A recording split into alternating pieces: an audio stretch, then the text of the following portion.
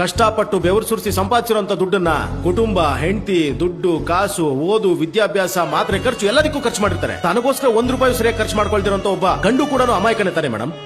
ನೀನ್ ಸಂಪಾದನೆ ಮಾಡಿರೋ ಕಾಸನ್ನ ನಾನು ಸ್ವತಂತ್ರವಾಗಿ ಖರ್ಚು ಮಾಡಕ್ ಆಗ್ತಿಲ್ಲ ಅನ್ನೋದಕ್ಕಿಂತ ನಾನ್ ಸಂಪಾದನೆ ಮಾಡಿರೋ ಕಾಸನ್ನ ನಾನೇ ಸ್ವತಂತ್ರವಾಗಿ ಯೂಸ್ ಮಾಡಕ್ ಆಗ್ತಿಲ್ಲ ಅನ್ನೋದು ಎಷ್ಟು ದೊಡ್ಡ ನೋವು ಮೇಡಮ್. ಇಲ್ಲಿ ಗಂಡ್ ಮಕ್ಳಿಗೆ ಎಲ್ಲಿದೆ ಮೇಡಮ್ ಫೈನಾನ್ಷಿಯಲ್ ಇಂಡಿಪೆಂಡೆನ್ಸ್? ಅದು ಹೇಗೆ ಮೇಡಮ್?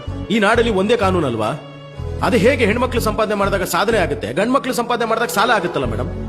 ನೀನ್ ಹೆಣ್ಮಗು, ನಾನ್ ಗಂಡು ಮಗು, ನೀನ್ ಯಾಕೆ ಎದ್ದು ನನಗೆ ಸೀಟ್ ಕೊಡ್ಬೇಕು ಬಸ್ಸಲ್ಲಿ? ಕೂತ್ಕೋ, ನೀನು ನಾನು ಒಂದೇ ಅಂತ ಹೇಳೋದೇ ಅಲ್ವಾ ಮೇಡಮ್ ಫೆಮಿನಿಸಂ? ನೀನ್ ಗಂಡ್ಸು, ನಾನ್ ಹೆಣ್ಮಗು, ನಿಂತಿದ್ದೀನಿ ನೋಡು, ಎದ್ದೇಳ್ ನೀನು. ಈ ರೀತಿ ಹೇಳುವಂತದ್ದು ಸೂಡೋ ಫೆಮಿನಿಸಂ. ಇಲ್ಲಿ ಗಂಡು ಮಕ್ಕಳಾಗಿರೋದಕ್ಕೂ ಈ ರೀತಿ ಮಾತಾಡ್ತಿರೋದಕ್ಕೂ ಒಂದು ವ್ಯತ್ಯಾಸನೂ ಗೊತ್ತಾಗ್ತಾ ಇಲ್ಲ ಮೇಡಮ್ ನಮ್ಗೆ. ಅಯ್ಯೋ ದೇವರೇ, ಈ ಮದುವೆ ಅನ್ನೋಂಥ ಜೀವನದಲ್ಲಿ 50-50 ಅನ್ನೋದೇ ಇಲ್ಲ. ನಾನು ಅಡಿಗೆ ಮಾಡ್ತೀನಿ, ನೀನ್ ಪಾತ್ರೆ ತೊಳಿ, ನಾನು ಇಡ್ಲಿ ಮಾಡ್ತೀನಿ, ನೀನ್ ಚಟ್ನಿ ರುಬ್ಬು ಅನ್ನೋದ್ರಲ್ಲಿ ಇಲ್ಲ ಮೇಡಮ್ 50-50.